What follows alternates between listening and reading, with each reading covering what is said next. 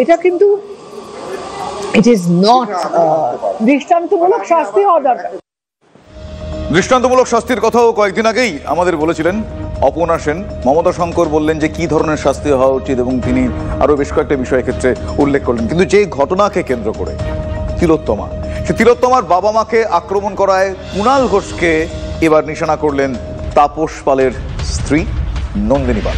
Social মিডিয়ায় post করে তাপস জায়া লিখেছেন, কুণালবাবু প্লিজ জানুন, কষ্ট বেদনার প্রকাশ বড় ব্যক্তিগত। আপনার মন্তব্য এত অসংবেদনশীল এবং রূঢ় কেন?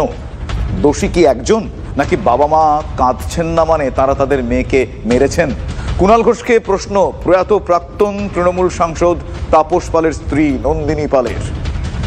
নন্দিনী মুখার্জি পাল তার সোশ্যাল মিডিয়া পোস্টে সরাসরি কুণাল ঘোষকে প্রশ্ন তুলেছেন এবং তার মন্তব্য অসংবেদনশীল বলে তিনি আখ্যায়িত করেছেন। শুধু তাই নয়, তিনি রূঢ় বলেছেন।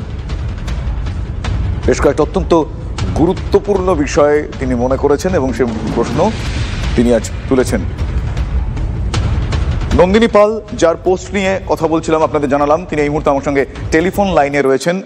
নন্দিনী, আপনাকে স্বাগত জানাই TV9 বাংলায়।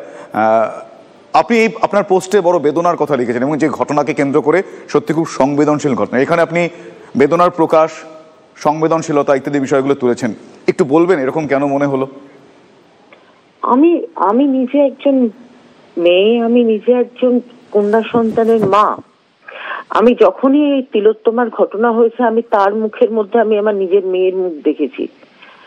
তো সেই কারণে আমি যখন এই ধরনের মানে কিছু নেতাদের বক্তব্য শুনছিলাম টেলিভিশনে, আমি কুণালদারটাই শুনেছি, আমার কিরকম মনে হলো, মানে আমার খুব লজ্জা করলো, ভীষণ লজ্জা করলো। মানে মানুষের মধ্যে লজ্জাটা থাকা খুব দরকার। লজ্জা চলে গেলে না একটা পর্দা চলে যায় আর কি, খুব মুশকিল তখন। এবং আমার মনে হলো এটা অত্যন্ত একটা মানে অসংবেদনশীল একটা মন্তব্য। এবং মানে এটা যার জীবনে এই ধরনের ঘটনা না হয়েছে সে ছাড়া বুঝবে না কেউ। মানে আমার এটাই মনে হয়েছে, মানে কি মানে একটা মা বাবা, তাদের সন্তান চলে গেছে, একমাত্র সন্তান, তারা তো সর্বহারা, তাদের তো আর কিছু হারানোর নেই। তারা যেখান থেকে চাইছে একটা বিচার চাইছে, আমি সেটা অনুভব করতে পেরেছিলাম। এখানে আর কিছু বলে আমার মনে হয় না। কারণ আবারও বলছি, আমি মা এবং ওনার সন্তানের মধ্যে আমি যে আমার মেয়েকে দেখতে পাচ্ছি বারবার, তার জন্য আমার যেন মনে হচ্ছে এটা মানে বুক, মানে একটা ফাটা একটা আর্তনাদ মনে হয়েছে। আমি আরো একটা বিষয় আপনার কাছ থেকে একটু জিজ্ঞেস করবো, আরো একটা বিষয় আমি জানতে চাইবো, সেটা হচ্ছে যে আপনার যা মনের ভাব, যে মনের বেদনা থেকে, ব্যথা থেকে আপনি এই পোস্ট করেছেন, বুঝতে পারছি। এক্ষেত্রে অনেকেরই হয়তো এরকম মনের বেদনা, কিন্তু পারিবারিক হোক বা খুব কাছের মানুষের রাজনৈতিক পরিচয় এবং সেই রাজনৈতিক দল, শাসক দল, সেই কারণে অনেকে পিছিয়ে যান। আপনি সেই সৎসাহস দেখিয়ে, অনেক সময় অনেক ক্ষেত্রে দুঃসাহসও বলে আখ্যায়িত করবেন, আপনি এই পোস্ট করেছেন। দুবার হলেও কি ভেবেছেন? না, আমি ভাবিনি। মানে অনেকে আমি যখন প্রথম দিকে বলে ফেলতাম, তখন আমার মানে নিজের লোকেরা, আমার আত্মীয় স্বজনরা ভয় পেয়ে যেত, বলতো তুই আর বলিস না, তোর তো মেয়েটা, তোর ছাড়া কেউ নেই, আর তোদের কেউ নেই, কি দরকার আবার বিপদে পড়বি।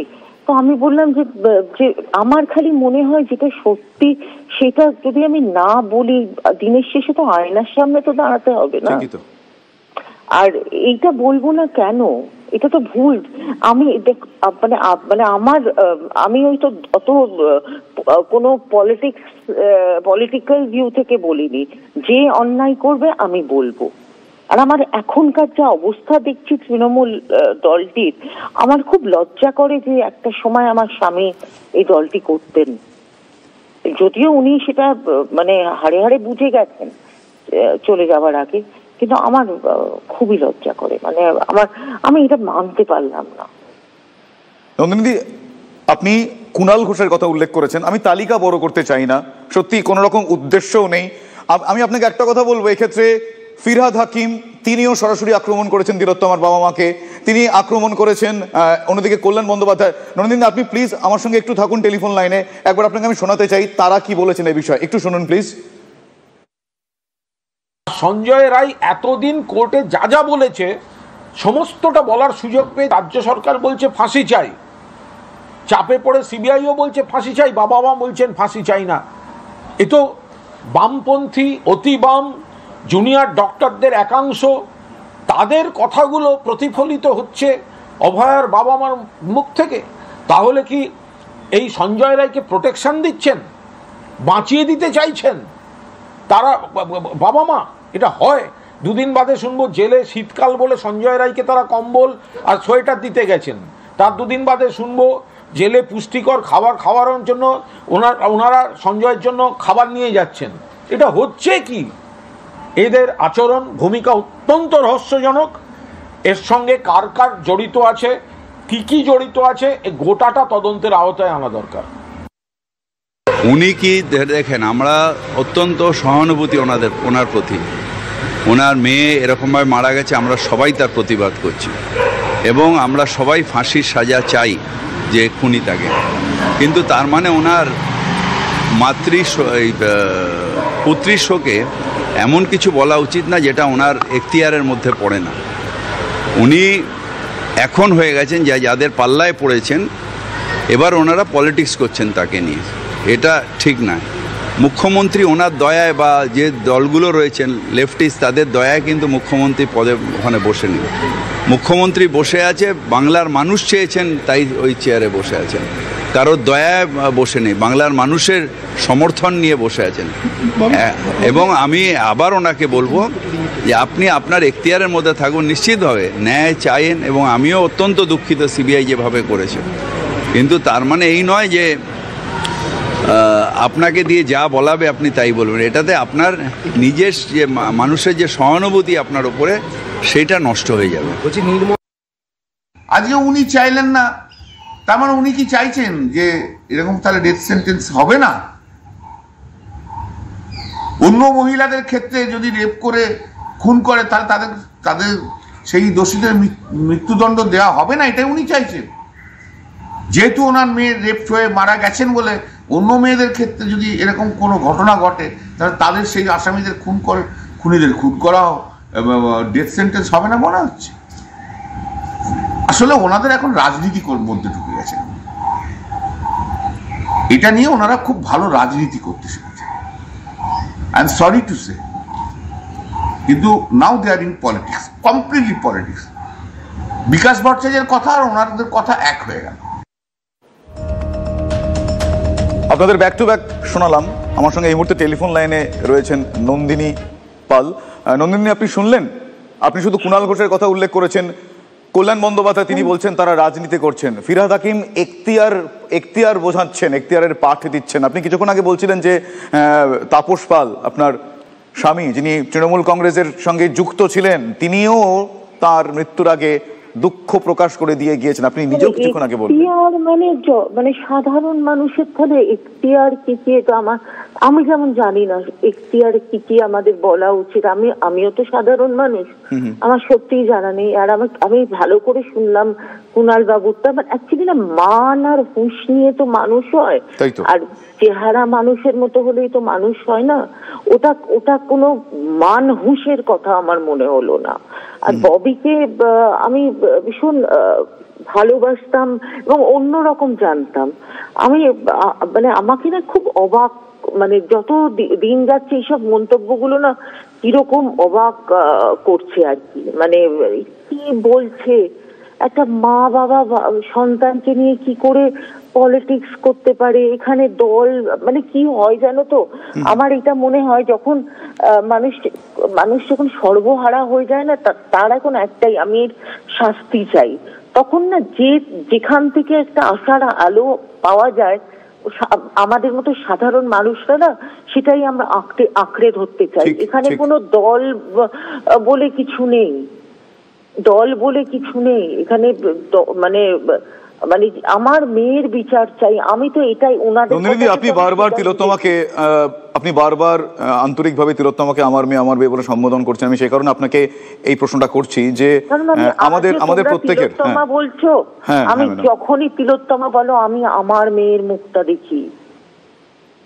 আরে এরা কি পাপ মানে এটা মানে আমি জানি না, আমি তো একটা শক্তিকে বিশ্বাস করি আর কর্মফলকে ভীষণ বিশ্বাস করি, মানে আমার ভীষণ ভয় লাগছে এইসব উক্তিগুলো শুনে।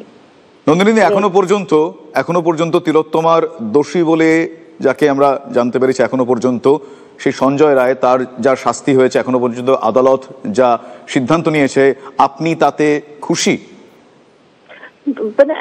মানে একটা যাকে পারলাম তাকে ধরে ফেলে ফাঁসি দিয়ে দেওয়া তো মানে একটা কথা হলো কি?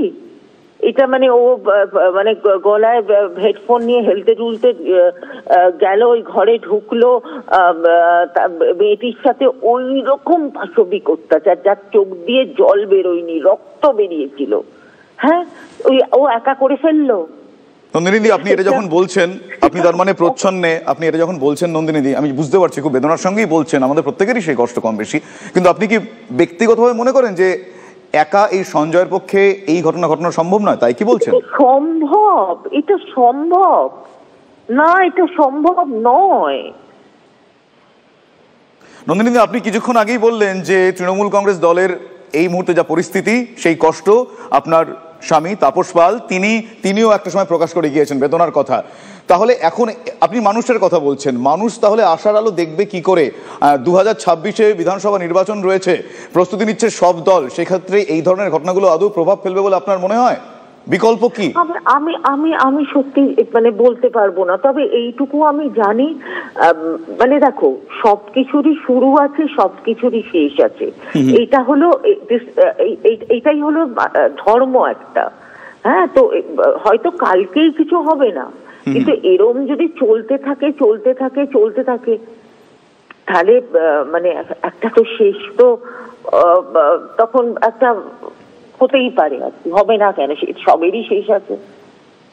নন্দিনী, ধন্যবাদ আপনাকে। আমি একটা ছোট্ট বিষয় জিজ্ঞেস করবো। আপনার পোস্ট এই মুহূর্তে দর্শকরা দেখছেন, আমিও দেখছি, আপনি নিজেও জানেন, ওখানে শুধু কুণাল ঘোষের নাম উল্লেখ রয়েছে, কিন্তু এই তালিকাটা না বাড়ছে নন্দিনী। আমি আপনাকে দুজনের কথা শোনালাম, এরপর আরো এই ধরনের অনেকেই তার বাবা মাকে ডাইরেক্ট অ্যাটাক করেছেন। আপনি কি তাহলে আপনার পোস্টে এডিট করে তাদের নামগুলো ইনক্লুড করবেন? না, আমি তো ওই যে মানে তোমরা ওটা উদ্ধৃত রেখে পড়ে নাও, বা আমি বলে দিলাম কুণাল ঘোষ দাদা এবং his team or his gang. বেশ, অনেক ধন্যবাদ নন্দিনীদি, আপনার প্রতিক্রিয়া, আপনার এই পোস্ট। এবং আমরা কথা বলছিলাম নন্দিনী মুখার্জি পালের সঙ্গে, যার আরো একটা পরিচয় তাপস পালের তিনি স্ত্রী, প্রয়াত প্রাক্তন তৃণমূল সাংসদ তাপস পাল, অভিনেতা তাপস পালের স্ত্রী। তিনি এই মুহূর্তে যথেষ্টই উষ্মা প্রকাশ করলেন পরিস্থিতির ওপর। কিছুক্ষণ আগে অধীর রঞ্জন চৌধুরী তিনিও একটা বক্তব্য রেখেছেন এবং তিনিও সেখানে বলছেন যে তিনিও মনে করেন না যে এই ঘটনা একা কারোর পক্ষে ঘটানো সম্ভব। তার মুখ থেকে শুনুন এক্স্যাক্টলি তিনি কি বলেছেন। আমরা সবাই বিশ্বাস করি যে এই ঘটনা শুধুমাত্র একটা ব্যক্তি ঘটায়নি, এই ঘটনায় আরো অনেক ব্যক্তি জড়িত, আরো অনেক অপরাধী জড়িত, এবং পশ্চিমবঙ্গ সরকার সুকৌশলে দীর্ঘদিন ধরে তাদেরকে রক্ষা করে চলেছে, আড়াল করে চলেছে। আমি সেই সমস্ত উকিল বাবুদের জিজ্ঞেস করব, আপনারা তো লয়ার, একটা ফাঁসি দিয়ে দিলেই সব সমস্যার সমাধান হয়ে যেতে পারে এ কথা বিশ্বাস করেন? না, যে লোকটাকে ফাঁসির মঞ্চে নিয়ে যাওয়া হচ্ছে তার অপরাধের সঙ্গে আরো অপরাধী জড়িয়ে আছে, তারা যেন নিষ্কৃতি না পায়, তারা যেন ছাড় না পায়,